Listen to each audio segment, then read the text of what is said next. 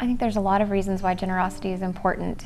When I think about the future of our church, I want a place where my daughter can feel as comfortable as I do and enjoy attending and bring her family someday, and that can't happen without a generous congregation. Being able to do the church's work, being able to carry out the services that they carry out now, that's all through the generosity of the people who attend.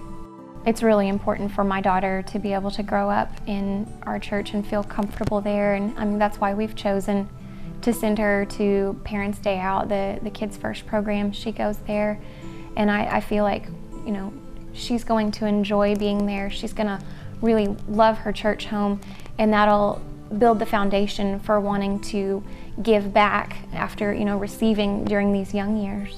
I believe it's important to give to change lives. As a youth that grew up in the church, going to a strong youth program, gaining those strong friendships with positive other Christians to grow up with, showed me the difference. I'm a third generation First United Methodist Church goer. I grew up going to the church. My granddad sang in the choir, and my parents attended there and still do. I grew up, like I said, in the youth program. Their giving has enabled me to grow up in this church. One thing that sticks out to me about giving is that the more active you are in the church and the more you participate, the easier it is to give. We initially started attending church services, and then we began attending a Sunday school class, and now there's a smaller group. It's a community group that we've joined in addition to our Sunday school class, and it's a more intimate group, but through that group we've learned about more ways that we can become active and involved and give our time and of course money and even ministering to others, how that can happen.